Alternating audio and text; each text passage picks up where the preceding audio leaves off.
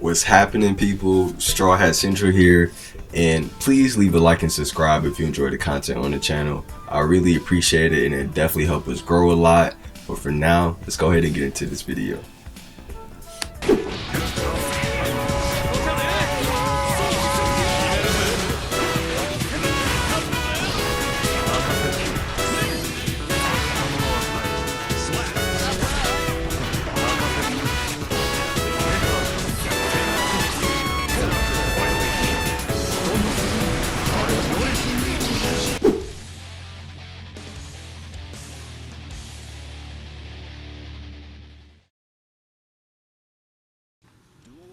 I feel like if it's not obvious by now, I'm clearly a Chipp enthusiast, right? I was extremely disappointed when I found out he didn't have his teleports this game, and I was even more disappointed when I tried him out in the first beta, that closed beta, and then the last open beta. But now this recent beta, the second beta that they call it, I played a lot more of him and having my hands on him for the third time. I don't know if they made that many more changes to him, or I just feel more comfortable with the options that he does have. But here are these matches that I have with this Zato player, which is funny because I tend to always have Zato matches on my channel. But I thought these matches were pretty good, and I had a really good time using the character. And I feel like now more than anything, I feel more hopeful about what how playable Chipp would be, especially now in early days, because I feel like he'll be giving things in the future, or at least I hope. Fingers crossed.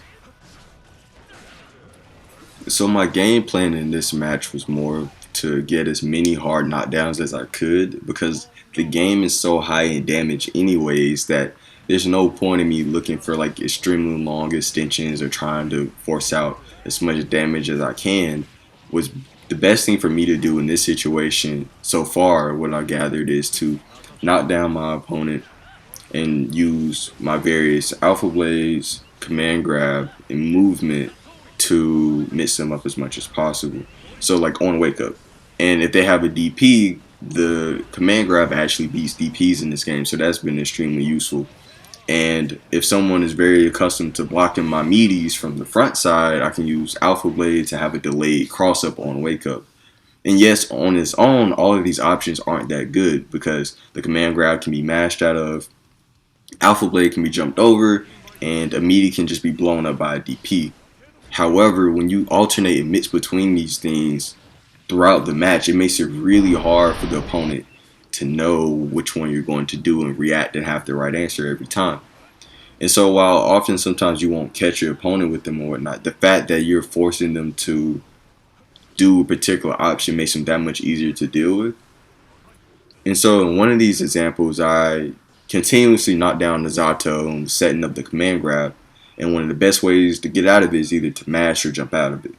And so after getting him with it a few times, I knew he was going to try to jump out of it. So I jumped up to try to air grab him. I missed him, but I went for it.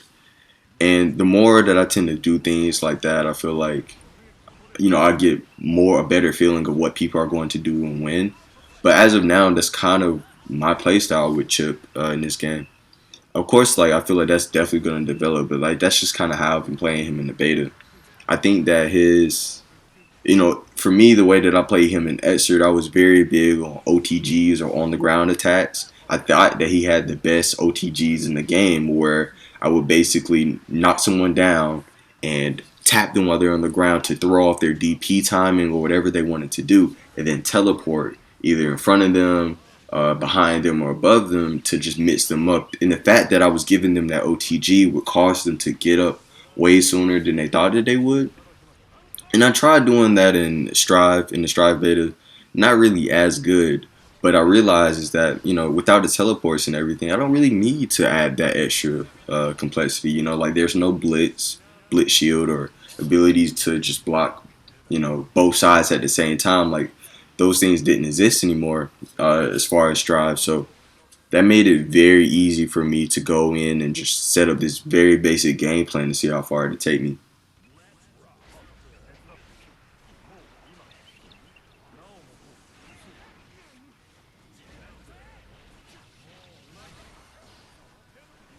Boy, this game is hype. This game is hype. Uh, uh, let me out the corner.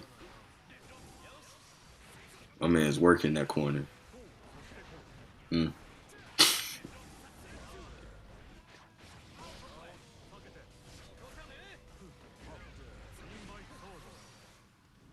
Oof. Oof. Oh, come on. Get in there. One thing I refuse to let happen is I refuse to let him command grab me. That's one thing for sure.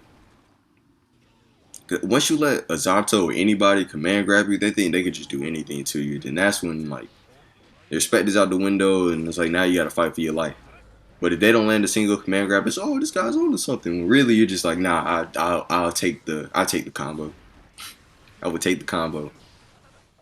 Oh, your lights can't really combo into anything. Oh, I'll take that. I'll mash all day.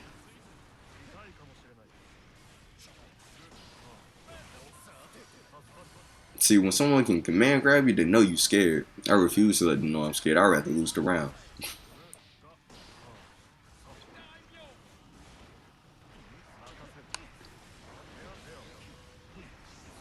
Boy, that pressure Zato can put on is ridiculous. He can just keep me in the corner and just pressure me. But see, one thing that Chipp is really good at right there, I can get out the corner for free.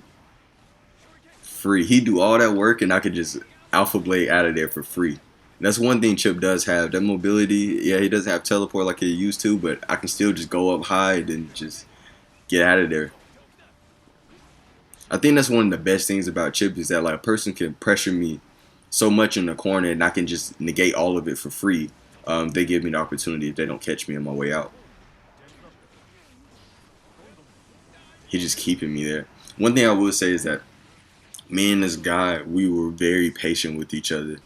Um, we had really good spacing when it came to like trying to punish each other's whiffs. People say that Guilty Gear doesn't really have any neutral, but I think it does. It's just a lot faster than a lot of other games. I think you'll really see a lot of this towards the end of these matches because they tend to be very close, and we ended up like just barely micro spacing each other out.